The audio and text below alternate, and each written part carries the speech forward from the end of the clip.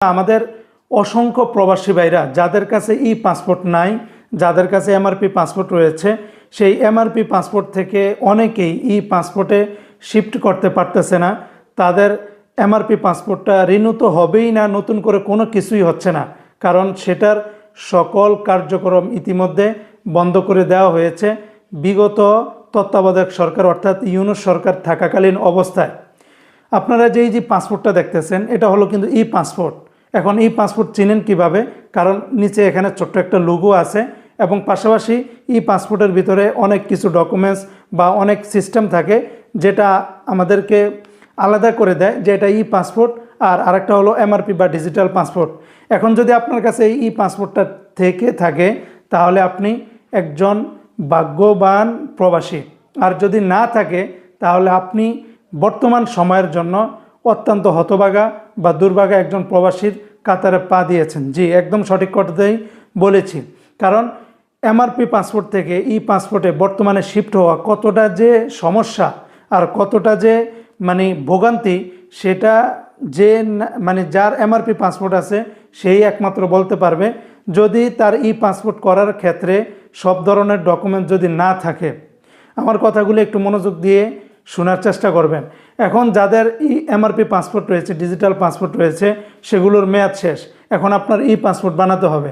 ই passport বানাতে গেলে সর্বপ্রথম আপনার যেটা করা দরকার সেটা হলো আপনার অনলাইন জন্ম নিবন্ধন বাংলা ইংলিশ দোনোটাই থাকতে হবে একদম একুরেটভাবে। আপনার জন্ম তারিখ, আপনার অ্যাড্রেস, আপনার এভরিথিং সব কিছু ঠিকঠাক থাকা লাগবে। এখন যদি আপনার আগে হাতের লেখা জন্ম নিবন্ধন থাকে, সেটা দিয়ে আপনার এমআরপি পাসপোর্টটা বানিয়েছেন, এখন যদি আবার আপনার ঠিকানাতে কোনো কিছুতে যদি সংশোধন করা লাগে তাহলে কত বড় একটা হ্যাসেল। একটু চিন্তা করেন, জন্ম নিবন্ধন আবার পুনরায় আবার এটাকে সংশোধন করা, এটা অনেক বড় একটা সমস্যা। তারপরে আসেন, যে জন্ম নিবন্ধন নতুন করে করবেন সেটার অনুযায়ী আবার আপনার বাংলাদেশের বর্তমানে এনআইডি কার্ড ঠিকঠাকভাবে থাকতে হবে। সেই এনআইডি কার্ডটা যদি স্মার্ট কার্ড হয় তাহলে তো আলহামদুলিল্লাহ, আর যদি স্মার্ট কার্ড না হয় তাহলে তো আপনার জন্য আরও বড় ধরনের ভোগান্তি।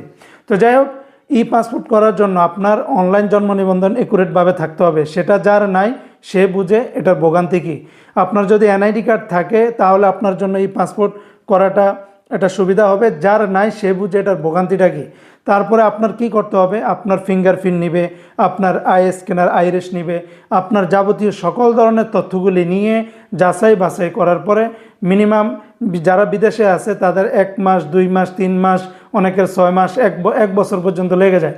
তো এই যে লং একটা টাইম ই পাসপোর্ট করার ক্ষেত্রে সেটা কিন্তু বড় ধরনের একটা সমস্যা বর্তমান প্রবাসীদের ক্ষেত্রে। এখন কথা হলো, আপনি যদি সব ডকুমেন্ট যদি ঠিকঠাক করলেন তারপরে ই পাসপোর্ট করতে পারলেন তাহলে তো আলহামদুলিল্লাহ, কিছুটা দেরি হলেও আপনি ই পাসপোর্টটা পাবেন। কিন্তু যাদের কাছে এই ডকুমেন্টসগুলো নাই, ঠিকঠাক মতো তাদের জন্ম নিবন্ধন ঠিকঠাক মতো নাই, অনেকের এনআইডি কার্ড হয়নি, বা অনেক প্রবাসী দেখছি 30 বছর 20 বছর 25 বছর অনেকের এনআইডি কার্ডটা পর্যন্ত করে নেই। এখন সেই লোকটা কিভাবে এই ই পাসপোর্টটা করবে? এখন তাকে বলা হচ্ছে যে আপনি দেশে চলে যান। যদিও মধ্যপ্রাচ্যের অনেকগুলা দেশে বর্তমানে প্রবাসীদের এনআইডি কার্ড কার্যক্রম চালু হয়েছে, তারপরেও কিন্তু সেটা একটা সময় সাপেক্ষ ব্যাপার। একেবারে যে তৎনগত পেয়ে যাচ্ছে বিষয়টা কিন্তু এমন না। তো এখন যার এনআইডি কার্ড নাই বা যার ডকুমেন্টসের সমস্যা আছে, তারা দূতাবাসে গেলে অনেক সময় বলে যে ঠিক আছে আমরা করে দিতে পারবো, সেটা অনেক সময় লাগবে, অনেক টাকা পয়সার ব্যাপার। আবার সব কিছু করেও কিন্তু অনেকে পারতেছে না। আবার অনেকে বলে দেয় যে আপনি দেশে চলে যান, দেশে গিয়ে সব কিছু সংশোধন করে সেখান থেকে এই পাসপোর্ট করে আনেন। এখন ওই লোকটা যে দেশে আসবে, অনেক সময় তার এমআরপি পাসপোর্টের মেয়াদ পর্যন্ত থাকে না, সে কিভাবে আসবে? আবার ভিসা শেষ হয়ে যায়, এই পাসপোর্টের কারণে সে ভিসা লাগাইতে পারতেছে না। ই পাসপোর্টটা যে করবে সেটা করতেও তার অনেকটা সময় লেগে যাচ্ছে। এর ফলে দেখেন একটা প্রবাসীর কতটা হয়রানি। ভিসা শেষ হয়ে যাচ্ছে, পাসপোর্টের কারণে ভিসা লাগাইতে পারে না।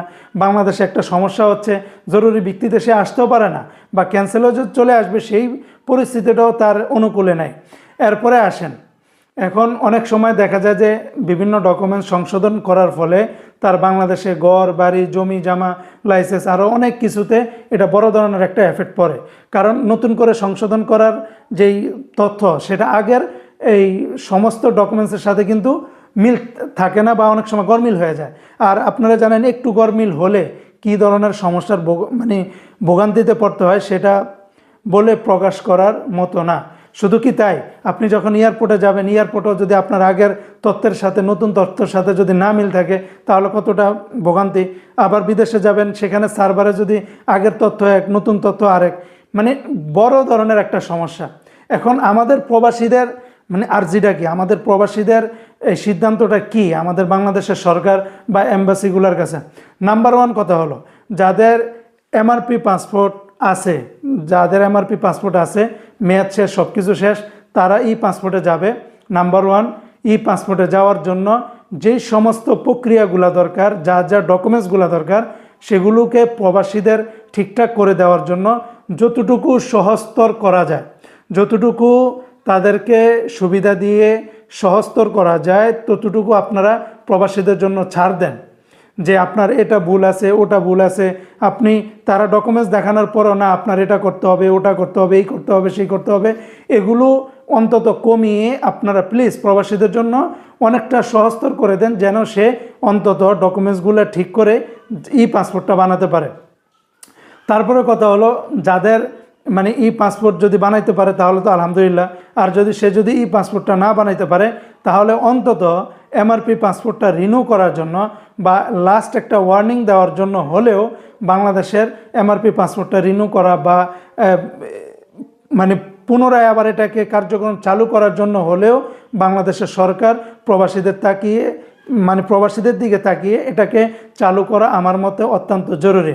কারণ অসংখ্য প্রবাসীরা যদি এই এমআরপি পাসপোর্টটা যদি মানে অকেজো হয়ে যায়, এমআরপি পাসপোর্টটা যদি ঠিকঠাক মতো কাজ না করে, তাহলে বাংলাদেশের অনেক প্রবাসী ভাইদের ভিসা পতাকা লাগবে না, বা অনেক প্রবাসী ভাইরা ভিসা পতাকা লাগাতে পারবে না, এবং একটা সময় তাদের দেশে আসা ছাড়া আর কোনো উপায় থাকবে না। তাই বাংলাদেশের সরকার, বর্তমান সরকারের কাছে অনুরোধ থাকবে এবং এম্বাসিগুলোর কাছে অনুরোধ থাকবে, প্লিজ আপনারা এই বিষয়টা নিয়ে অন্তত প্রবাসীদের তাকিয়ে হলেও একটা আলোচনার ভিতরে আসুন। আরও অন্তত একটা বছর বাড়িয়ে দিন, মানে যে সময়টা একটা ডেডলাইন দিয়ে দিন যে এই 2026 সালের ভিতরে যাদের এমআরপি পাসপোর্ট আছে তাদের বাধ্যতামূলকভাবে ই পাসপোর্টে শিফট হতে হবে, না হলে তাদের এমআরপি পাসপোর্ট রিনিউ করে আপনারা দেশে চলে যান, কিন্তু 2026 সালের পরে এমআরপি পাসপোর্ট আর কোনো কার্যক্রম থাকবে না, এরকম একটা নোটিশ বা এরকম একটা সকল মিডিয়া, সকল গণমাধ্যম, সকল এমবাসি এবং বাংলাদেশি কমিউনিটির মধ্যে আপনারা এটা প্রচার করে দেন। তারপরে যদি কেউ না বানায়, তারপরেও যদি কেউ এমআরপি পাসপোর্ট থেকে ই পাসপোর্টে না আসে, তখন আপনারা যেটা ব্যবস্থা করার সেটা করবেন, তারপরেও তো প্রবাসীদের মনে কোনো দুঃখ থাকবে না। কিন্তু এখন হঠাৎ করে মানে এমআরপি পাসপোর্টগুলো একেবারে সব কিছু কার্যক্রম যদি বন্ধ করে দেন এবং পরবর্তীতে যদি এমআরপি পাসপোর্ট থেকে প্রবাসীরা ই পাসপোর্টে শিফট না হতে পারে, তাহলে একটাবার চিন্তা করে দেখুন কত অসংখ্য প্রবাসী ভাইরা সমস্যার ভিতরে পড়বে।